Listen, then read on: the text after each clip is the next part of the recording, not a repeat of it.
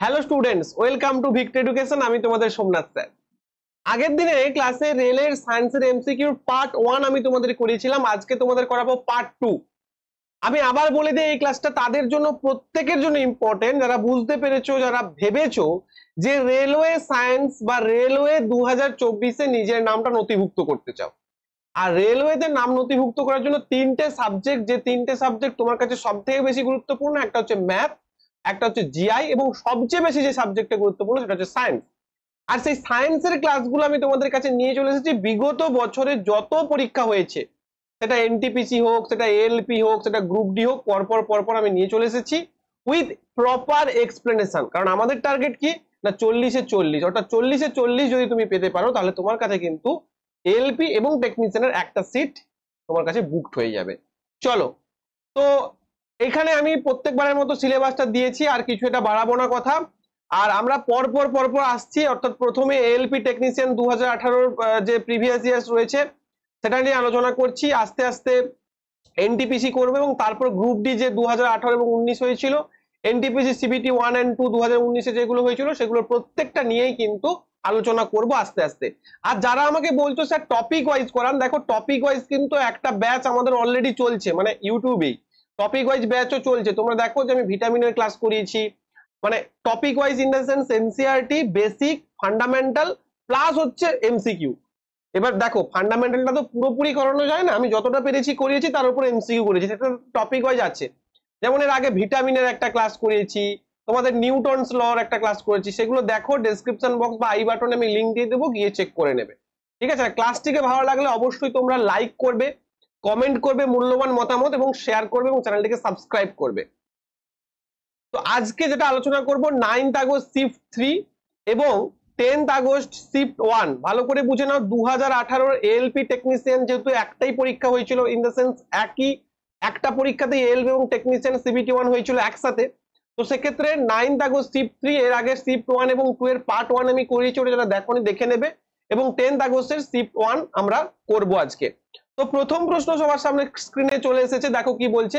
বলছে এম সেলে সর্বাধিক ড্যাশ সংখ্যক ইলেকট্রন রাখা যায়, অর্থাৎ এম এম সেলে যেটা রয়েছে, একটা যে পরমাণু, সেই পরমাণুর অনেকগুলো কক্ষ রয়েছে, তাই না, সেই সেল রয়েছে। তো সেই এম যে সেলটা, সেখানে সর্বাধিক কটা ইলেকট্রন থাকতে পারে? 8টা, 2টো, 18 নাকি 32? উত্তর হয়ে যাবে কি 18টা। এবার সেল বিষয়টা কি একটু দেখো, জেনে নাও। ভালো করে যদি খেয়াল করো তাহলে দেখতে পাবে যে দেখো এইখানটা কি থাকে, পরমাণুর কেন্দ্রে, এটা তো পরমাণুর কেন্দ্র। এই পরমাণুর কেন্দ্রে কি আছে? পরমাণুর কেন্দ্রে রয়েছে নিউট্রন এবং প্রোটন। নিউট্রন এবং প্রোটন, নিউট্রনকে আবিষ্কার করেন, নিউট্রন আবিষ্কার করেন স্যাডউইক, প্রোটন আবিষ্কার করেন গোল্ডস্টাইন। তো প্রোটনের যে চার্জটা সেটা পজিটিভ, নিউট্রনেরটা জিরো, তাই দেখো কেন্দ্রটা পজিটিভ।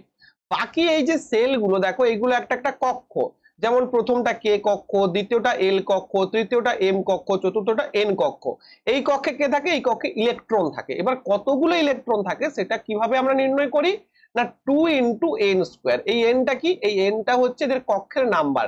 যেমন কে এর ক্ষেত্রে এটা 1, তাহলে সর্বোচ্চ কটা ইলেকট্রন থাকবে কে কক্ষে না, 2 × 1² সমান কত হয়ে যাবে? সমান 2টো। তার মানে কে কক্ষে কটা ইলেকট্রন থাকতে পারে সর্বোচ্চ? কে কক্ষে 2টো ইলেকট্রন থাকবে। ঠিক আছে, তাহলে কে কক্ষের পর কে কক্ষের পর দেখো এল, তাহলে এল এর এন কত? এল এর এন হচ্ছে 2টো। তার মানে এল কক্ষে কটা ইলেকট্রন সর্বাধিক থাকতে পারে? 2 × 2², তার মানে কত হবে? 2 × 4, দ্যাট ইজ 8। তার মানে দেখো এল কক্ষে কিন্তু 8টা ইলেকট্রন সর্বাধিক পরিমাণে থাকতে পারে। ক্লিয়ার হচ্ছে প্রত্যেকের নিশ্চয়ই, আশা করি। নেক্সট হচ্ছে তুমি যদি দেখো যে 2 × 3² 3² মানে কে এল এম কক্ষ, এই দেখো এম, এম এর হচ্ছে 3। তাহলে কটা ইলেকট্রন এখানে সর্বাধিক থাকতে পারে না, 2 × 3², অর্থাৎ 2 × 9, অর্থাৎ 18টা। তার মানে 18টা ইলেকট্রন থাকতে পারে, অর্থাৎ এম কক্ষে 18টা ইলেকট্রন থাকবে। যেটা আমাদের এখানে চেয়েছে যে এম কক্ষে 18টা ইলেকট্রন থাকবে, বোঝা গেছে? তার মানে পরমাণুর কেন্দ্রে থাকে কিন্তু নিউট্রন এবং প্রোটন, এবং এছাড়া যে কক্ষগুলো বা কক্ষ মানে কি একটা রাস্তা, যে রাস্তা তারা গোল গোল গোল গোল হয়ে ঘুরছে, কার চারপাশে না, পরমাণুর কেন্দ্রের চারপাশে ঘুরছে। কে ঘুরছে? ইলেকট্রন ঘুরছে, পরমাণু কেন্দ্রকে কেন্দ্রে রেখে ঘুরছে, বা পরমাণু কেন্দ্রকে মাঝখানে রেখে তাদের চারপাশে ঘুরছে। ঠিক আছে, তো তার সর্বোচ্চ নাম্বারটা এখানে আমাকে চেয়েছে। এগুলো কিন্তু প্রত্যেকটা এএলপি টেকনিশিয়ান 2018-তে আসা প্রশ্ন, প্রিভিয়াস ইয়ার্স প্রশ্ন, ফলে খুব গুরুত্বপূর্ণ। নেক্সট প্রশ্ন, এটা বায়োলজির প্রশ্ন। আমি তোমাদের যখন পড়াচ্ছি প্রশ্নগুলো তার সঙ্গে সঙ্গে চ্যাপ্টার গুলো বলে যাচ্ছি, সেই চ্যাপ্টার গুলো মনে রাখো। এটা কোন চ্যাপ্টার থেকে এসেছে? এটা হচ্ছে স্নায়ুতন্ত্র থেকে এসেছে। স্নায়ুতন্ত্র তোমরা যদি, কারণ স্নায়ুতন্ত্র একটা গুরুত্বপূর্ণ চ্যাপ্টার, তোমরা যদি একটু ভালো করে খেয়াল করো তাহলে দেখবে যে কয়েকটা নির্দিষ্ট চ্যাপ্টার থেকে রেলওয়ে কিন্তু বারবার বারবার প্রশ্ন করছে। সেটা যখন একদম লাস্টে তোমাদের যখন এএলপির এই যে প্রশ্নগুলো, এনটিপিসির প্রশ্নগুলো যখন একেবারে শেষের দিকে যাব, তখন দেখবে যে পার্টিকুলার কয়েকটা চ্যাপ্টার থেকেই বেশিরভাগ প্রশ্ন কিন্তু এসেছে। তার মানে ওই নয় যে আলাদা চ্যাপ্টার থেকে প্রশ্ন আসবে না, আলাদা চ্যাপ্টার থেকেও প্রশ্ন আসবে, ওটাও পড়তে হবে। বাট এই টপিকগুলো যেগুলো থেকে প্রশ্ন রেল করছে বারবার, সেগুলো বেশি গুরুত্ব দিয়ে পড়তে হবে, ঠিক আছে? তাহলে স্বাদ নির্ণয় যে রিসেপ্টর, রিসেপ্ট মানে কি? রিসেপ্টর, স্বাদ নির্ণয় যে রিসেপ্টর থাকে তাকে কি বলা হয়? তাকে স্বাদ রিসেপ্টর বলা হবে। আর কি বলা হবে? আর কিছু না। তো এইবার দেখো আমাদের যে, দেখো একটা হচ্ছে রেসপন্স, একটা হচ্ছে রেসপন্স, আর একটা হচ্ছে কি সেন্সারি, সেন্সারি রিসেপ্টর, ঠিক আছে? তো সেন্সারি যে রিসেপ্টর, রিসেপ্ট করা মানে কি? রিসিভড করা। একটা হচ্ছে রিসেপ্টর, একটা হচ্ছে ইফেক্টর। রিসেপ্টর কি করে? রিসিভড করে। অর্থাৎ যে স্টিমুলাসটা, স্টিমুলাস মানে কি? বাইর থেকে মনে করে চিমটি কাটলে, তো এখানে এটা কি করলো? রিসিভ করলো। রিসিভ করে ওটা কোথায় পাঠাবে? ওটা আমাদের সেন্ট্রাল নার্ভাস সিস্টেমে পাঠাবে। তারপর ওখান থেকে যেটা মোটর নিউরন হয়ে আসবে, এটা হচ্ছে কি করবে? এফেক্ট করবে। তাহলে সেটা হচ্ছে রেসপন্স। পেন যেটা বা স্বাদ যেটা, সেটা আমাদের কি হচ্ছে? জিভে স্টিমুলাস, বা আমরা যখন মিষ্টি খাচ্ছি তখন সেটা কি রিসিভ করছে, সেটাকে আমরা বলছি রিসেপ্টর। সেই রিসেপ্টরটা কি হবে? Sensory neuron. সেন্সরি নিউরন মানে কি? যেগুলো সেন্স করবে, অর্থাৎ যেটা সংজ্ঞাবহ নিউরন যাকে বলা হচ্ছে, সেটা সেন্স করে আমাদের সেন্ট্রাল নার্ভাস সিস্টেম নিয়ে যাবে। সেখান থেকে আমরা বুঝতে পারবো যে কি ধরনের সেন্স সেটা হয়েছে। দ্যাট ইজ কিন্তু স্বাদ রিসেপ্টর। ক্লিয়ার? রিসেপ্টর মানে কি? রিসিভ করা, যে রিসিভ করবে, receiving system, receiving section. Receiving সেকশনে যখন আমরা যাই কোনো অফিসে, তারা কি করে? যে তোমার ডকুমেন্টটাকে রিসিভ করে, রিসিভ করে সেন্ট্রাল অথরিটিকে তোমার ডকুমেন্টটা পৌঁছে যায়। তারপর তারা তোমাকে রিপোর্ট করে সেই যে রিসিপ্টটা যেটা পেয়েছে সেখানে কি তথ্য আছে তার ভিত্তিতে। নেক্সট, নিম্নলিখিত কোনটি অ্যাসিডের বৈশিষ্ট্য নয়? অর্থাৎ অ্যাসিড যেটা, এটা কোন চ্যাপ্টার থেকে এসেছে? এটা কেমিস্ট্রির খুব গুরুত্বপূর্ণ একটা চ্যাপ্টার, খুবই গুরুত্বপূর্ণ। সেটা হচ্ছে অ্যাসিড বেস সল্ট, অর্থাৎ অ্যাসিড, ক্ষার এবং লবণ, এই টপিকটা থেকে এসেছে। এটা খুব গুরুত্বপূর্ণ একটা টপিক। আগের বছর রেলের থেকে প্রচুর প্রশ্ন এসেছে এবং আরআরবি 2024-এর জন্য যথেষ্ট গুরুত্বপূর্ণ রয়েছে। এবং দেখো কি বলছে যে কোনটি অ্যাসিডের বৈশিষ্ট্য না? অ্যাসিড স্বাদে টক আছে, হ্যাঁ অবশ্যই অ্যাসিড কিন্তু স্বাদে টক, তার মানে এটা ঠিক। অ্যাসিড তিক্ত স্বাদ আছে না, অ্যাসিডের কিন্তু তিক্ত স্বাদ নেই, তার মানে এটা ভুল। অর্থাৎ এইটা হয়ে যাবে তোমার সঠিক, কারণ এইটা অ্যাসিডের বৈশিষ্ট্য নয়। অ্যাসিড একটি বেস সহ লবণ গঠন করে, অর্থাৎ অ্যাসিড এবং বেসের যখন রিঅ্যাকশন হয় তখন কি উৎপন্ন করে? তখন লবণ উৎপন্ন করে। যেমন আমি বলতে পারি যে NaOH প্লাস H2SO4 সমান NaSO4 প্লাস H2O, লবণ এবং জল উৎপন্ন করলো। অ্যাসিড এবং ক্ষারের বিক্রিয়া, লবণ এবং জল উৎপন্ন হলো। অর্থাৎ অ্যাসিড এবং ক্ষার, এই বিক্রিয়াটাকে কি বলা হয়? বিক্রিয়ার নাম কি? বিক্রিয়ার নাম হচ্ছে নিউট্রালাইজেশন বিক্রিয়া। নিউট্রালাইজেশন বিক্রিয়া বলা হয়। এগুলো মনে রাখবে, এগুলো কিন্তু পরীক্ষাতে প্রশ্ন আসে যে এই অ্যাসিড এবং যে ক্ষারের বিক্রিয়াটা হচ্ছে সেই বিক্রিয়ার নাম কি, এটা বারংবার পরীক্ষায় প্রশ্ন আসে, তো সেই জায়গাগুলো মনে রাখবে। অ্যাসিড নীল লিটমাসকে লাল করে দেয়, এটাও ঠিক, কারণ অ্যাসিড কি করে? নীল লিটমাসকে লাল করে দেয়, আর ক্ষার কি করে? লাল লিটমাসকে নীল করে দেয়। কিন্তু এই যে তিক্ত স্বাদ, এই তিক্ত স্বাদটা কার না? এই তিক্ত স্বাদটা ক্ষারের তিক্ত স্বাদ রয়েছে, কিন্তু অ্যাসিডের কোন রকম তিক্ত স্বাদ নেই, অ্যাসিডের টক স্বাদ রয়েছে। ক্লিয়ার হয়েছে প্রত্যেকের কাছে আশা করি। ক্লাস ভালো লাগলে অবশ্যই একটা লাইক, কমেন্ট এবং শেয়ার চাই। তোমরা আগের ক্লাসটি অনেকেই দেখে ভালো ভালো কমেন্ট করেছো, আশা করি এটাও করবে। পরবর্তীকালে অনেকে আমাকে কমেন্ট করে বলেছো যে স্যার আপনি ফান্ডামেন্টাল ক্লাসগুলো আনুন। আপাতত ভাই ফান্ডামেন্টাল ক্লাসটা আমাদের ব্যাচে চলছে, তাই আমি এখানে করাতে পারছি না। ওটা শেষ হয়ে গেলে আস্তে আস্তে তোমাদের ফান্ডামেন্টাল করাবো। হ্যাঁ, টপিক ওয়াইজ এমসিকিউটা চলবে, টপিক ওয়াইজ এমসিকিউটা তোমাদের কিন্তু চলবে, ঠিক আছে? ফান্ডামেন্টালের জন্য যদি আমাদের ব্যাচে একদম লো ফি, মানে ওই ফিটা তোমাদের জিওর কি বলবো, যে জিওর রিচার্জের মতো আর কি। জিও যে তোমরা যেরকম রিচার্জ করো, তোমরা তো এডুকেশনে খরচা করতে ভয় পাও, তো সেক্ষেত্রে একদমই লো ফিস রেখেছি। চাইলে অ্যাডমিশন নিতে পারো, প্রচুর স্টুডেন্ট অ্যাডমিশন নিয়েছে এইবারে, তারা কিন্তু যথারীতি প্রিপেয়ার হচ্ছে। ওকে, চলো নেক্সট প্রশ্ন। ড্যাশ প্রক্রিয়ায় লোহার দস্তার আবরণ দ্বারা সুরক্ষিত থাকে, অর্থাৎ লোহার উপর যে দস্তার যে প্রলেপ দেওয়া হয় সেটা কোন প্রক্রিয়া? গ্রিজিং না, অ্যালোয়িং না, গ্যালভানাইজেশন ইয়েস, অ্যানোডাইজিং না। তাহলে লোহার উপর দস্তার যে প্রক্রিয়াটা, লোহার উপর কেন দস্তার প্রলেপ দেওয়া হয়? তার কারণ লোহাকে মরিচার হাত থেকে, বা মরিচা যেটা হয়ে যায়, মরিচা মানে কি? লোহার সঙ্গে অক্সিজেন যোগ হয়ে যায় বা অক্সিডেটিভ রিয়াকশন হয় বা জারণ হয়ে যায়, তার ফলে কি হয়, লোহাটা ভঙ্গুর হয়ে যায়, এবং সেটা রক্ষা করার জন্য তার উপর যে দস্তার আবরণ দেওয়া হয়, দ্যাট ইজ তাকে আমরা বলছি কি গ্যালভানাইজেশন। তাহলে এখান থেকে আরো একটা প্রশ্ন তোমার আসতে পারে যে গ্যালভানাইজেশন প্রক্রিয়ায় লোহার উপর কিসের প্রলেপ দেওয়া হয়, সেটা হচ্ছে দস্তার। আচ্ছা, অ্যালোয়িং মানে কি? অ্যালোয়িং মানে হচ্ছে যে অ্যালয়, অ্যালয় মানে সংকর ধাতু, মানে লোহা রয়েছে তার সঙ্গে কিছু একটা মিশিয়ে দেবো। লোহার সঙ্গে আমি মনে করি কিছুটা মিশিয়ে দিলাম, যেমন আমি যদি বলি যে জিঙ্ক এবং কপার, কপার এবং জিঙ্কে কি গঠিত হচ্ছে, কপার এবং জিঙ্কে আমাদের পিতল গঠিত হচ্ছে, ঠিক আছে? তো সেই যে কপার এবং জিঙ্কে পিতল গঠিত হচ্ছে, তো সেই যে পেতল সেটা কি, এটা একটা অ্যালয়, ঠিক আছে? তো সেটাকে অ্যালয় বলছে। অ্যানোডাইজিং কি? অ্যানোডাইজিং হচ্ছে যে লোহার উপর যখন অক্সিজেনের একটা লেয়ার, মানে অক্সিডেটিভ লেয়ার দেওয়া হয়, তখন সেটাকে বলছে অ্যানোডাইজিং। আর গ্রিজিং মানে তো একটা তেল দিয়ে যখন গ্রিজিং করা হচ্ছে, মানে পিচ্ছিল করা হচ্ছে, তখন তাকে গ্রিজিং বলছে। পুরোটা আশা করি তোমাদের কাছে ক্লিয়ার হয়েছে। নেক্সট, একটি উত্থাপিত হাতুড়ি। দেখো, উত্থাপিত হাতুড়ি মানে কি? হাতুড়িটাকে উত্থাপিত করেছি, কি ঘটাবে? একটি উত্থাপিত হাতুড়ির মানে কি ঘটাবে, ইন দ্য সেন্স কি রয়েছে আর কি, কি ঘটাবে নয়, কি রয়েছে, মানে উত্থাপিত হাতুড়ির কি শক্তিটা রয়েছে। পেশি শক্তি, যান্ত্রিক শক্তি, গতি শক্তি, না অবশ্যই হয়ে যাবে কি স্থিতি শক্তি। দেখো তুমি একটা মনে করো এই পেনটা এখানে রয়েছে, তাকে ওপর দিকে টানছো, তো এর কি থাকবে, এর কি থাকবে? যখন আমি ওপর দিকে টানছি, এ তো অবস্থান ছিল, তাহলে কোন বস্তু তার অবস্থানের জন্য যে শক্তিটা অর্জন করবে তাকে আমি কি বলি, তাকে আমরা স্থিতি শক্তি বলি। আর গতির জন্য যে শক্তিটা অর্জন করবে দ্যাট ইজ তাকে আমরা গতি শক্তি বলি। তো এখানে উত্তর হয়ে যাবে স্থিতি শক্তি। একটা কথা তোমাদের জানিয়ে রাখা প্রয়োজন, রেলওয়েতে অনেক সময় ইংলিশ এবং বেঙ্গলির মধ্যে কিছু কনফ্লিক্ট থাকে, মানে বেঙ্গলিতে প্রশ্নটা পড়ে তুমি বুঝতেই পারবে না, মানে রেলওয়ের অফিসিয়াল পেপারের কথাই বলছি, বেঙ্গলিতে পড়ে তুমি প্রশ্নটা বুঝতেই পারবে না, তোমাকে রেফার করতে হবে ইংলিশে সেক্ষেত্রে। তো তাই কিছু কিছু টার্ম আমি তোমাদের সায়েন্স যেহেতু পড়াচ্ছি, কারণ সায়েন্সে তো পার্টিকুলারলি বেঙ্গলিতে হয় না, ইংলিশ থেকে বেঙ্গলিতে ট্রান্সফার করা হয়েছে বা ট্রান্সলেট করা হয়েছে। তো সেক্ষেত্রে কিছু কিছু প্রশ্ন দেখে তুমি বুঝতে পারবে না যে এটা বাংলায় কি বলতে চেয়েছে আদপে, ঠিক আছে? তো সেক্ষেত্রে আমি তোমাকে ইংলিশটাও রেফারেন্স করে দেবো, যে ইংলিশের অ্যান্সারটাই কিন্তু মাঝে মাঝে রেলওয়ে নেয়, তো সেক্ষেত্রে ইংলিশটাও তোমাদের বলে দেবো, সো বি কেয়ারফুল। নেক্সট কি বলছে দেখো, বলছে আর ব্যাসার্ধের বৃত্তাকার পথের চারপাশে একবার ঘুরতে যদি একটি বস্তু টি সেকেন্ড সময় নেয়, তাহলে বেগ ভি কিসের দ্বারা গণনা করা হবে? আগে প্রশ্নটা বুঝো, তারপর দেখো উত্তরগুলো।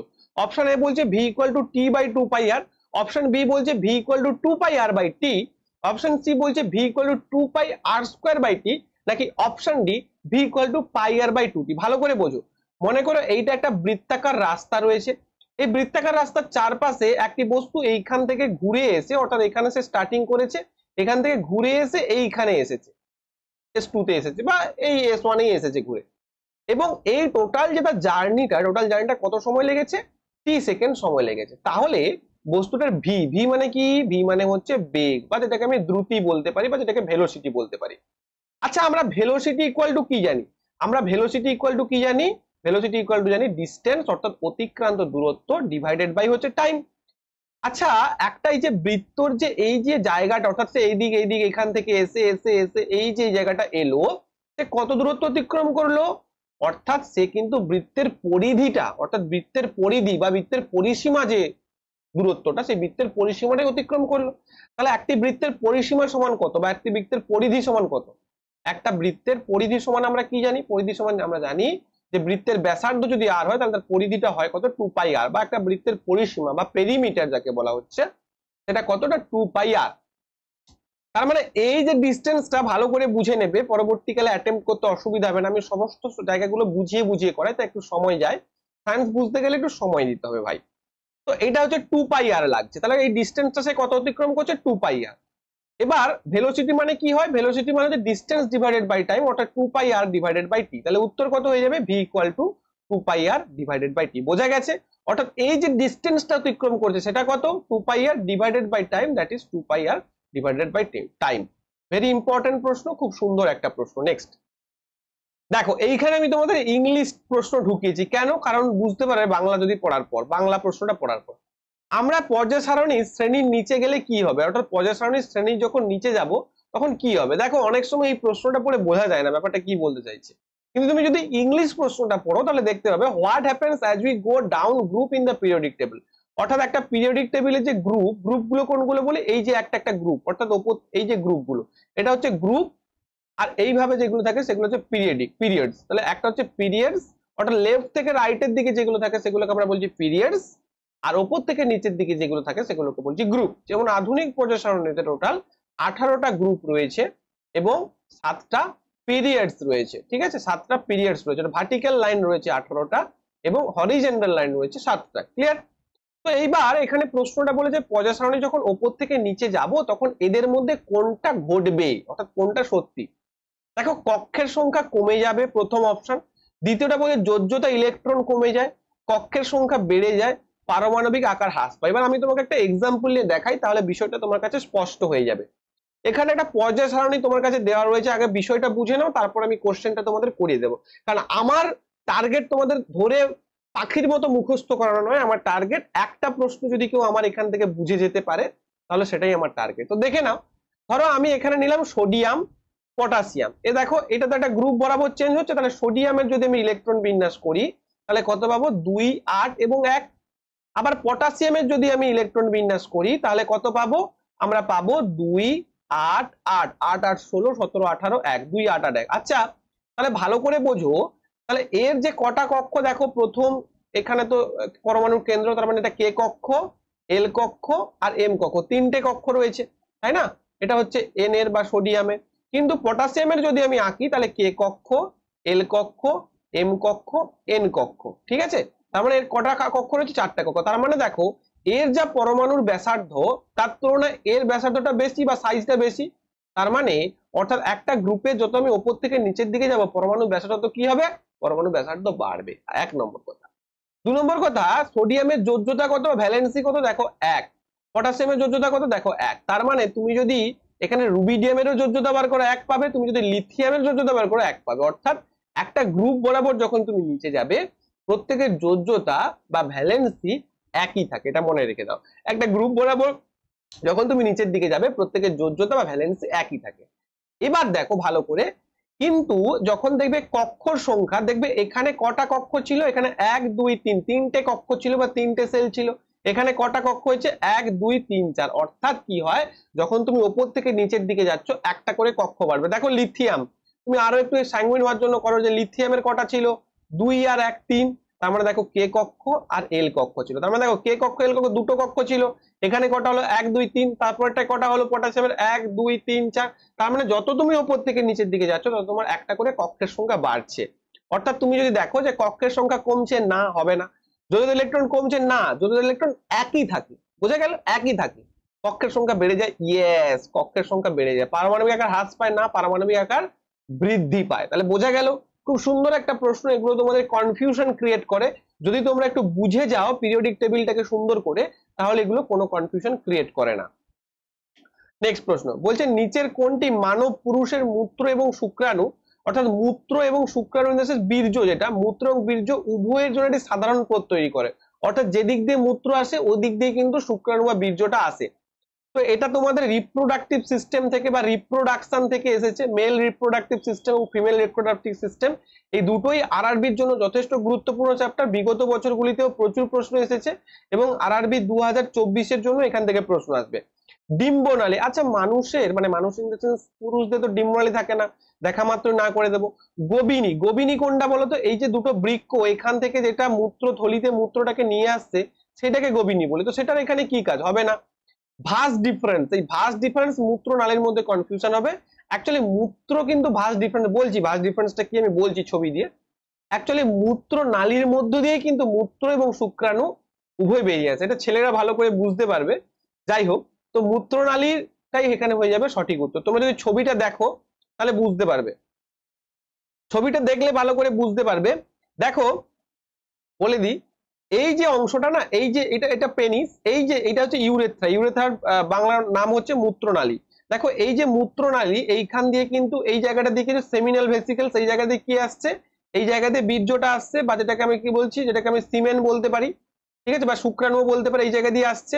এবং এই ব্লেডার দিয়ে কি আসে, ব্লেডার দিয়ে কিন্তু তোমাদের মূত্রটাও আসে। তার মানে এই যে এইটা হচ্ছে কমন পথ। আর ভাস ডিফারেন্স কোনটা, ভাস ডিফারেন্স কোনটা, দেখো ভাস ডিফারেন্স তো এইটা। এই ভাস ডিফারেন্স দিয়ে কি আছে, ভাস ডিফারেন্স দিয়ে কি আছে জেনে নাও। আমাদের টেস্টিকেলস রয়েছে, এই টেস্টিকেলস থেকে যে শুক্রাণুটা বা বীর্যটা সেটা এসে বীর্য থেলি মানে সেমিনাল ভেসিকেলস এর মধ্যে জমা হয়। অর্থাৎ যদি তোমাকে এটা প্রশ্ন করে যে তোমার ভাস ডিফারেন্সের মধ্যে দিয়ে কি যায়, তখন সেটা তোমার কি হয়ে যাবে না টেস্টিস বা যেটা শুক্রাণু সেটা কিন্তু ওর মধ্য দিয়ে যায় এবং সেমিনাল ভেসিকেলস রয়েছে। এটা তো রেকটাম, তোমরা জানো রেকটামে আমাদের যে মলদা যেটা যুক্ত থাকে, এটা হচ্ছে প্রোস্টেট। এই প্রোস্টেটের অনেক সময় জ্বালা পোড়া যন্ত্রণা হয়। এটা এপিডাইমিস, যেটা আমাদের যে স্ক্রোটা মানে আমাদের টেস্টিকেলসটা, এই টেস্টিকেলটাকে রক্ষা করে রাখে। আর টেস্টিকেল যে থলিটার মধ্যে থাকে তাকে আমরা স্ক্রোটাম বলছি, বুঝতে পেরেছো? এটাকে স্ক্রোটাম বলছি। তো এটা হচ্ছে পেনিস, এবং এই ইউরেথ্রার মধ্য দিয়ে কিন্তু কি হচ্ছে না শুক্রাণু এবং মূত্র দুটো একসাথে আসছে। Very much important. নেক্সট, মুখের পিএইচ নিচের কোনটির চেয়ে কম হলে দাঁতের ক্ষয় শুরু হয়? অ্যাকচুয়ালি দাঁতের ক্ষয় কখন শুরু হয় বলতো? যখন ওটা অ্যাসিডিক হবে, যখন ওটা অ্যাসিডিক হবে, ঠিক আছে? তো এর জন্য কিন্তু দেখো এই প্রশ্নটা মানে অ্যাকচুয়ালি মুখস্থ রাখার ব্যাপার। এই প্রশ্নটা একটু কন্ট্রোভার্সিয়াল প্রশ্ন। তো এখানে উত্তর দিয়েছে 5.5। তো এইরকম এটা মানে 5.4 থেকে 6 এর মধ্যেই, এখানে যেহেতু প্রত্যেকটা দেখো প্রত্যেকটাই কিন্তু পয়েন্টের পার্থক্য দিয়েছে, তো সেক্ষেত্রে মনে রাখো রেলওয়ে এই উত্তরটা নিয়েছিল। অ্যাকচুয়ালি কি হয় না 5 থেকে 6 এর মধ্যে, মানে 6 এর কম হলে এবং 5 এর যদি বেশি এবং 6 এর কম হলে দাঁতের ক্ষয়টা শুরু হয়ে যায়। আচ্ছা, আমরা পিএইচ স্কেল সম্পর্কে জেনে নিই। পিএইচ স্কেলটা হচ্ছে কি, পিএইচ স্কেল মানে পাওয়ার অফ হাইড্রোজেন। অর্থাৎ যেটা অ্যাসিডিক কখন হবে, যখন সেটা 7 এর কম হবে। 0 থেকে 7 এর মধ্যে যখন হবে সেটা অ্যাসিডিক। অর্থাৎ 1 যদি কারোর পিএইচ হয় তাহলে সেটা প্রচন্ড অ্যাসিডিক বা মোর অ্যাসিডিক। আবার যদি কারোর পিএইচ 9 হয় তার মানে সেটা ক্ষার। কারোর পিএইচ 14 তার মানে সেটা কি হচ্ছে, সেটা অনেকটা বেশি ক্ষার। বোঝা গেল? অর্থাৎ 7 থেকে যত দূরে যাবো তত বেশি ক্ষার হবে, আর 7 থেকে যত 0 দিকে যাবো তত বেশি অ্যাসিডিক হবে। 7টা কি নিউট্রাল। নিউট্রাল যেমন হচ্ছে আমাদের ওয়াটার, যেমন ব্লাডেরটা আছে। ব্লাডের পিএইচ কত মনে রেখে দাও, ব্লাডের পিএইচ 7.4, অর্থাৎ স্লাইটলি অ্যালকালাইন বা হালকা ক্ষারীয়। কারণ 7 যখন 7 হচ্ছে বর্ডার লাইন, এই বর্ডার লাইন ক্রস করে যখন 14 দিকে যাবে, পিএইচ স্কেলটা কত থেকে কত হয়, 0 থেকে 14। এটাও মনে রাখো, এটাও পরীক্ষায় প্রশ্ন পড়ে। তখন বর্ডার লাইনটা যখন ক্রস করে ওদিকে যাব তখন সেটা কিন্তু অ্যালকালাইন বা সেটা ক্ষার হয়ে যাবে। আর যখন বর্ডার লাইন ক্রস করে 0 দিকে যাব তখন সেটা কিন্তু অ্যাসিডিক হয়ে যাবে। নেক্সট বলছে নিচের কোনটি অ্যাম্ফোটেরিক অক্সাইড? আচ্ছা, অ্যাম্ফোটেরিক অক্সাইড কথাটা অর্থ কি? অ্যাম্ফোটেরিক মানেটা কি? না, অ্যাম্ফোটেরিক কথাটা অর্থ হচ্ছে উভধর্মী অক্সাইড। উভধর্মী অক্সাইড মানে কি? উভধর্মী অক্সাইড মানে যেটা বেসের সঙ্গেও রিঅ্যাকশন করবে, অর্থাৎ ক্ষারের সঙ্গে। এটাও কিন্তু তোমাদের অ্যাসিড ক্ষারক লবণ এই চ্যাপ্টারের প্রশ্ন। তার মানে দেখো অ্যাসিড ক্ষারক লবণ থেকে কতগুলো প্রশ্ন আসছে। এটাও অ্যাসিড ক্ষারক লবণের চ্যাপ্টারের প্রশ্ন, আগে এটাও অ্যাসিড ক্ষারক লবণের চ্যাপ্টারের প্রশ্ন, তারপরে এই আরো অনেকগুলো প্রশ্ন ছিল। যাই হোক, অনেকগুলো অ্যাসিড ক্ষারক লবণ থেকে এখান থেকে আমরা প্রশ্ন দেখতে পেয়েছি, ঠিক আছে? তো কি বলছিলাম, হ্যাঁ বেস। তো কিছু কিছু অক্সাইড থাকে যারা বেসের সঙ্গে রিঅ্যাকশন করবে আবার অ্যাসিডের সঙ্গেও রিঅ্যাকশন করবে। তো তাদেরকে আমি কি বলবো, উভধর্মী অক্সাইড। যেমন আমি যদি তোমাকে আগের দিনও এটা বলেছিলাম, যদি আমি বলি মেটাল অক্সাইড, মেটাল অক্সাইড গুলো কি ধরনের হয় না, মেটাল অক্সাইড গুলো বেসিক ইন নেচার হয়। মেটাল অক্সাইড গুলো বেসিক ইন নেচার হয়। তাহলে বেসিক ইন নেচার যেহেতু, এগুলো যদি অ্যাসিডের সঙ্গে রিঅ্যাকশন করে তখন কি হবে, অ্যাসিডের সঙ্গে রিঅ্যাকশন করলে কি হবে না, অ্যাসিডের সঙ্গে রিঅ্যাকশন করলে যেটা হবে সেটা হচ্ছে সল্ট এবং ওয়াটার উৎপন্ন হবে। কারণ যেহেতু এটা মেটালিক অক্সাইড বেসিক, তাহলে বেসিক প্লাস অ্যাসিড কি হবে, সল্ট ওয়াটার। কিন্তু কিছু কিছু মেটাল অক্সাইড আমরা দেখতে পাচ্ছি যেগুলো কিন্তু অ্যাসিড এবং ক্ষার উভয়ের সঙ্গে বিক্রিয়া করছে। যেমন কারা, যেমন একটা হচ্ছে Al2O3 অ্যালুমিনিয়াম অক্সাইড, এটার উত্তর হয়ে যাবে অ্যালুমিনিয়াম অক্সাইড। আর একটা কে হয় যেটা প্রশ্ন আসতে পারে সেটা হচ্ছে ZnO বা জিঙ্ক অক্সাইড। এই দুটো মনে রাখবে, এই দুটো কিন্তু তোমাদের হচ্ছে ভীষণ গুরুত্বপূর্ণ। এই দুটো হচ্ছে অ্যাম্ফোটেরিক অক্সাইড, যেটা হচ্ছে অ্যাসিড এবং বেস উভয়ের সাথেই রিঅ্যাকশন করে। নেক্সট প্রশ্ন বলছে একটি তড়িৎ প্রবাহ আই একটি রোধকের মধ্য দিয়ে প্রবাহিত হয়, একটি উৎস জুড়ে ভি এর বিভব পার্থক্য বলে থাকে টি সময় উৎস দ্বারা সরবরাহকৃত শক্তি কত। অর্থাৎ ভালো করে বোঝো, একটা মনে করো তড়িৎ প্রবাহ কত, তড়িৎ প্রবাহ হচ্ছে আই, তড়িৎ প্রবাহ কত, তড়িৎ প্রবাহ হচ্ছে আই। বিভব পার্থক্য কত, বিভব পার্থক্যটা হচ্ছে ভি। সময় কত, এগুলো খুব গুরুত্বপূর্ণ। সময় হচ্ছে টি। এটা কোথা থেকে এসেছে, ইলেকট্রিসিটি থেকে এসেছে, ইলেকট্রিসিটি থেকে এসেছে। এই ইলেকট্রিসিটি চ্যাপ্টারটা ভীষণ গুরুত্বপূর্ণ, কারণ আগের দিন থেকে দেখেছো তো কত প্রশ্ন এখান থেকে পড়েছে। এর বলছে শক্তি কত। আচ্ছা, শক্তি মানে কি, শক্তি মানে হচ্ছে এনার্জি। শক্তি মানে কি, এনার্জি। এনার্জি আমরা কাকে বলবো, শক্তি। শক্তি আমরা কাকে বলতে পারি, শক্তি মানে কি। আচ্ছা, আগে আমরা বলে দিই যে শক্তি ব্যাপারটা কি। শক্তি মানে ই, তাই না? আচ্ছা, পাওয়ার ইকুয়াল টু আমরা কি জানি, পাওয়ার বা ক্ষমতা, ক্ষমতা ইকুয়াল টু কি জানি, ক্ষমতা বলতে পারি যে এই যে শক্তি বা এই যে শক্তি যেটা রয়েছে ই, এটা ডিভাইডেড বাই টি। অর্থাৎ শক্তিকে তুমি যদি টি দিয়ে ভাগ করো, আমরা কি বলি, ভালো করে বোঝো বিষয়টা। আমরা বলি যে কার্য করার হারকে কি বলা হয়? কার্য করার হারকে বলা হচ্ছে পাওয়ার বা ক্ষমতা, অর্থাৎ মানে কার্য ডিভাইডেড বাই টি করলে আমরা পাওয়ার পাই। এবার কার্যটাই তো অ্যাকচুয়ালি শক্তিতে রূপান্তরিত, আগের দিন তোমাদের আমি পড়াচ্ছিলাম যে কার্যটাই শক্তিতে রূপান্তরিত হয়, মানে কার্য করার সামর্থ্য আছে মানে তোমার শক্তি আছে, তাই না? তাহলে আমি অ্যাকচুয়ালি এই যে পাওয়ার মানে কি হয়, পাওয়ার মানে লিখতে পারি ডব্লিউ ডিভাইডেড বাই টি, অর্থাৎ ওয়ার্ক ডিভাইডেড বাই টি। তার মানে অ্যাকচুয়ালি পাওয়ার ইকুয়াল টু আমি লিখতে পারি যে P equal to E divided by T বা এনার্জি ডিভাইডেড বাই টি। আচ্ছা, এই পাওয়ার ইকুয়াল টু আরো একভাবে আমরা লিখতে পারি যে power equal to V into I, অর্থাৎ voltage into current is equal to power. এইগুলো তোমাদের মনে রাখতে হয় বাবা, এগুলো একটু মনে রাখতে হয়। তাহলে ভোল্টেজ ইকুয়াল টু মানে পাওয়ার equal two voltage into current. এবার এটা করতে গেলে ডেরিভেশনটা সেটা বোঝাতেই পারি আমি, ভি ইকুয়াল টু কি হয়, ডব্লিউ বাই কিউ হয়। হ্যাঁ, তো পি ইকুয়াল টু কি হবে না ডব্লিউ বাই টি লিখতে পারি আমরা। সেখান থেকে আমি কি লিখতে পারি, W equal to V Q, সেখান থেকে আমি লিখতে পারি যে W equal to V Q divided by T. আবার কিউ ইকুয়াল টু কি হয়, আই টি, তাহলে Q by T equal to আমরা আই লিখতে পারি। তাহলে এখান থেকে কিউ বাই টি হয়েছে মানে P equal to V I লিখে দিতে পারি। দেখো এইভাবেও আমরা কি বের করতে পারি না পিটাকে বের করে নিতে পারি। তাহলে এইখান থেকে কিন্তু P equal to V I এসছে, V equal to W by Q, P equal to কি হয় ডব্লিউ বাই টি, কেন না work divided by time is equal to হচ্ছে পি। এই ডব্লিউ ইকুয়াল টু কি লিখতে পারি ভি কিউ, কেন না V equal to W by Q, V মানে কি voltage equal to work divided by হচ্ছে চার্জ। এটা করতে গেলে তার জন্য তোমাকে ফান্ডামেন্টাল ক্লাস করতে হবে, তার জন্য আমাদের পেইড ব্যাচ রয়েছে, সেখানে কন্ট্যাক্ট করতে পারো, খুব একদম পুঙ্খানুপুঙ্খ আমি ডিসকাশন করি। যাই হোক চলে আসি, দেখো P equal to E by T হয়েছে, আবার P equal to V by I হয়েছে। তার মানে আমি কি এটাকে লিখতে পারি এরকম, আমি কি এটাকে লিখতে পারি যে V I is equal to E by T? হ্যাঁ স্যার লিখতে পারি। তাহলে ই ইকুয়াল টু কি হয়ে যাবে, E equal to V I into T. তার মানে এনার্জি কত, এনার্জি হচ্ছে V into I into T. বোঝা গেছে? ক্লাসটিকে ভালো করে মন দিয়ে যদি তোমরা দেখো এমসিকিউ ক্লাসগুলো প্রচুর কিছু শিখতে পারবে। এই যে ডেরিভেশনটা করলাম কেউ তোমাকে করে দেখাবে না এই ছোট্ট ক্লাসে, তাই আমি কিন্তু করে দেখাই, কারণ আমাদের মাইন্ডে একটা প্রশ্ন চলে আসে যে স্যার আদৌ জানে তো? কারণ সত্যি কথা বলতে ফিজিক্স, বায়োলজি এবং কেমিস্ট্রি এগুলো না জানলে রেলের না জানলে পড়ানো যায় না। আমি আজকে বিগত 5 থেকে 6 বছর ধরে রেল পড়াচ্ছি। 2019-এ আমার একটা ব্যাচ ছিল, এই ব্যাচ থেকে প্রচুর ছেলে মেয়ে এনটিপিসি পেয়েছে। যদিও ব্যাচটা আমার এই চ্যানেলটা নতুন, আমি একটা আগে অন্য একটা এবিসি চ্যানেলে কাজ করতাম, সেই এবিসি চ্যানেল থেকে প্রচুর ছেলে মেয়ে পাস করেছে সায়েন্সে। তো সেই পড়ানোর অভিজ্ঞতা থেকে আমি পড়াচ্ছি। বেশি কথা বলা ভালো নয়, শরীরের পক্ষে খারাপ, খুব গরম। তো চলো নেক্সট প্রশ্নে চলে যাই। কি বলছে, একটা বস্তুকে পি এবং এফ এর মধ্যে স্থাপন করা হলে অবতল দর্পণ দ্বারা গঠিত প্রতিচ্ছবিটির অবস্থান বা প্রতিবিম্বটি, যেটা বলা হচ্ছে প্রতিবিম্ব আর কি। তো দেখো প্রথমে কোন দর্পণ দিয়েছে, অবতল দর্পণ। আচ্ছা প্রথমে একটু আমি জেনে নিই অবতল দর্পণটা কোনটা। এই যে অবতল দর্পণ, ওটা অবতল মানে কি ভেতরের এই যে হলো স্পেসটা তার হচ্ছে রিফ্লেক্টিং সারফেস হবে। তো এটা একটা অবতল দর্পণ যদি হয়, তো এখানের কি হবে, এখানের সি হবে। সি মানে কি, সি মানে হচ্ছে বক্রতা কেন্দ্র, যেটা বলেছি সি। সি এর অর্ধেক কি হয়, সি এর অর্ধেক এফ হয়। আগের দিনের ক্লাসে বলেছিলাম, যারা পার্ট 1টা দেখোনি দেখে নাও, নাহলে কিচ্ছু মাথা মুন্ডু বুঝতে পারবে না। তো এই যে একটা যে অবতল দর্পণ, এই অবতল দর্পণের কতগুলো পজিশন দেখো, এইখানে যখন এই বস্তুটা রাখবো এটা কি বলা হয়, এটা ইনফাইনাইট বলা হয়। এই পজিশনটা কি বলা হয়, সি তে বলা হয়, অ্যাট সি। এই পজিশনে কি বলা হয়, সি এন্ড এফ এর মাঝখানে। কিন্তু আমাকে বলছে এফ এন্ড পি, পি কোনটা, পি ফর পোল, অর্থাৎ এইটা হচ্ছে পোল।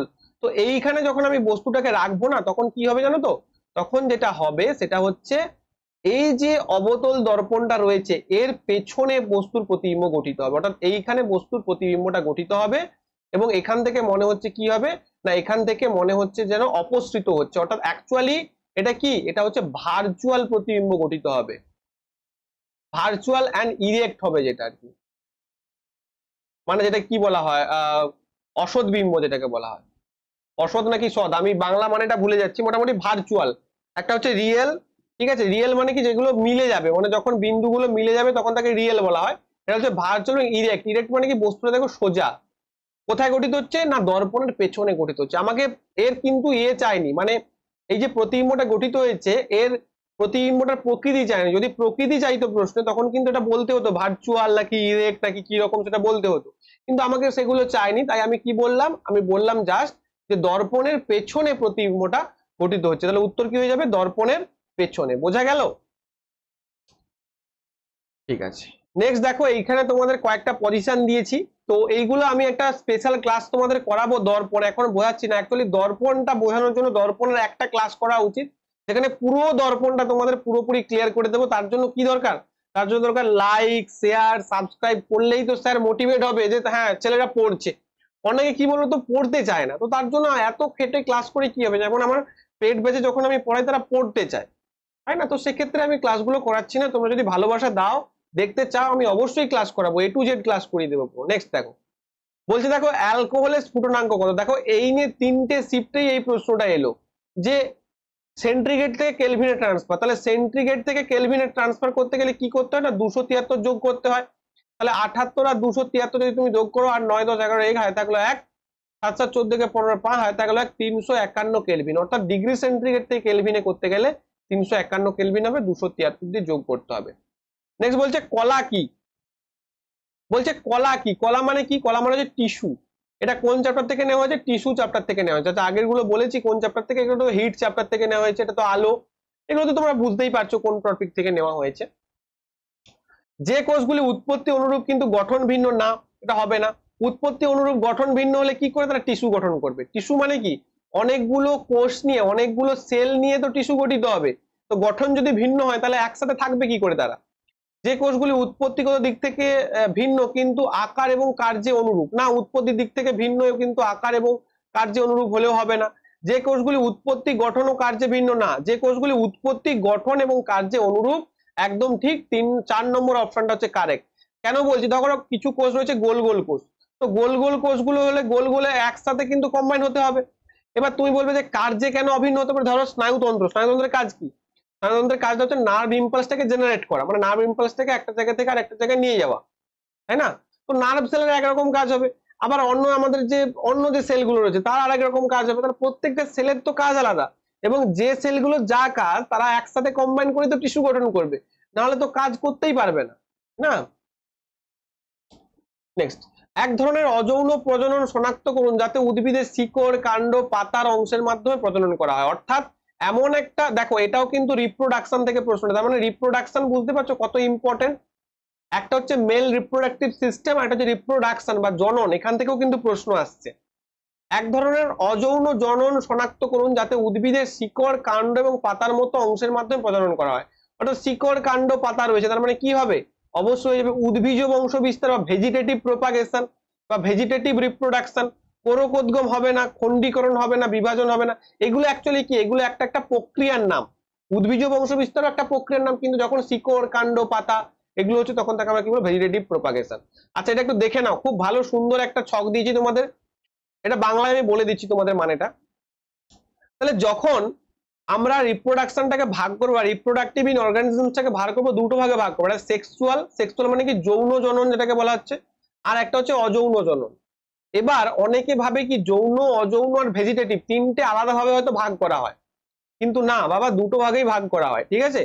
আচ্ছা, এইবার এই অযৌন জননটাকে, আচ্ছা সেক্সুয়াল রিপ্রোডাকশনের ভাগ আছে, যেমন সিনগ্যামি, উগ্যামি, ফার্টিলাইজেশন, এগুলো ভাগ রয়েছে, সেগুলো আমি আর বলছি না। যৌন জননের, জনন একটা বিরাট বড় চ্যাপ্টার, কিন্তু বিরাট বড় কনসেপ্ট। এবার দেখো অযৌন জননে কি হচ্ছে? ফিশন। ফিশন মানে কি? ফিশন মানে ভাগ হয়ে যাবে, ভাগ হয়ে যাবে। এটা কারা করে? ব্যাকটেরিয়া। বাডিং, বাডিং মানে কি? মনে করে এরকম একটা আছে, সেখান থেকে একটা বার্ডস গঠিত হবে, সেটা পৃথক হয়ে যাবে, বাডিং হয়। কার হয়? ইস্টের হয়। হাইড্রোরও আমরা দেখতে পাই বাডিং অনেক সময়। স্পোর ফরমেশন, স্পোর হবে, কার হয়? ফাঙ্গির। স্পোর মানে কি? এরকম একটা স্পোর হবে, ওটাই বেড়ে উঠবে। ফ্র্যাগমেন্টেশন, ফ্র্যাগমেন্ট হয়ে যাবে, ভেঙে যাবে, কার হয়? Planaria spirogyra. রিজেনারেশন হয়, কার হয়? প্ল্যানেরিয়া। আর একটা হচ্ছে ভেজিটেটিভ প্রোপাগেশন, কার হয়? এটা ভেজিটেটিভ পার্টস থেকে তৈরি হয়, মূল, কাণ্ড, পাতা, এখান থেকে তৈরি হয়, এটা হচ্ছে ভেজিটেটিভ পার্টস, ঠিক আছে?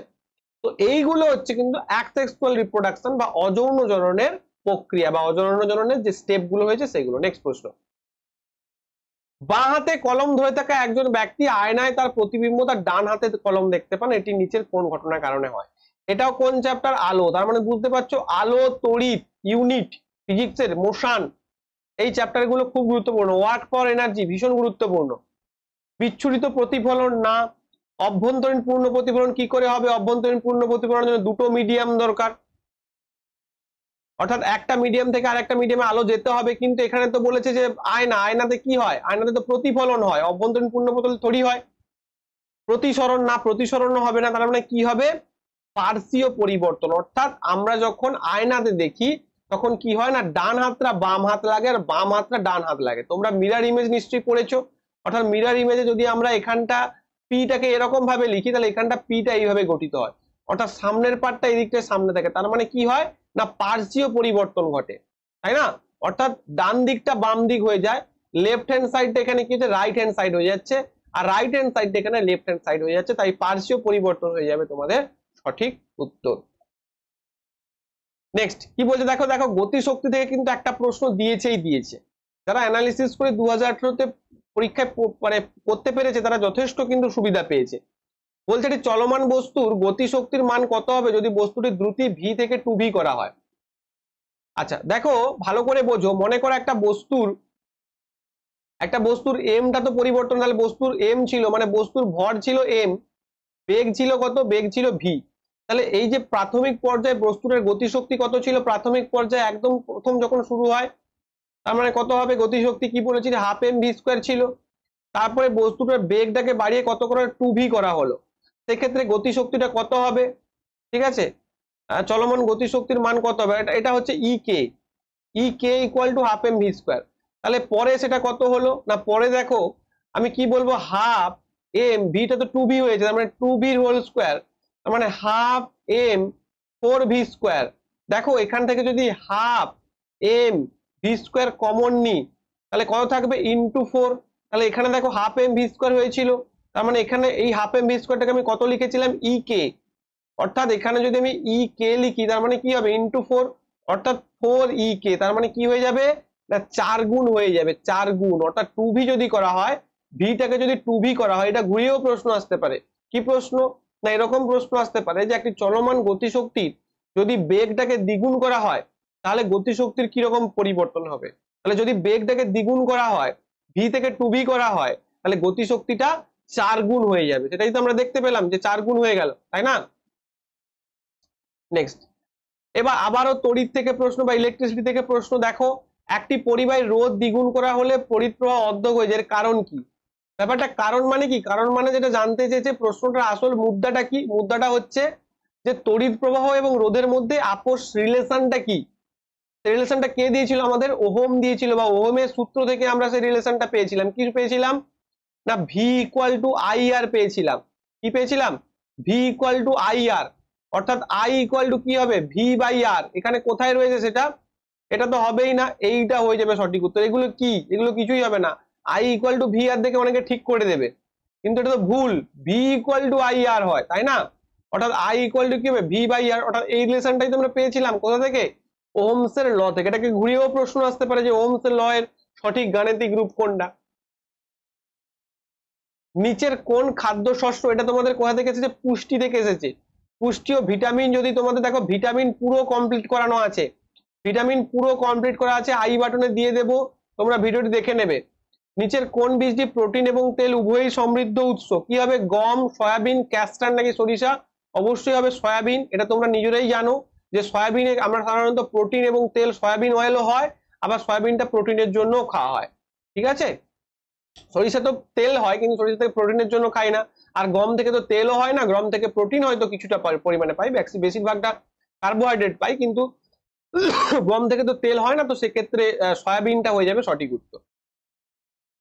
নেক্সট নেক্সট হচ্ছে তোমাদের শ্বসনতন্ত্র থেকে প্রশ্নটা এসেছে।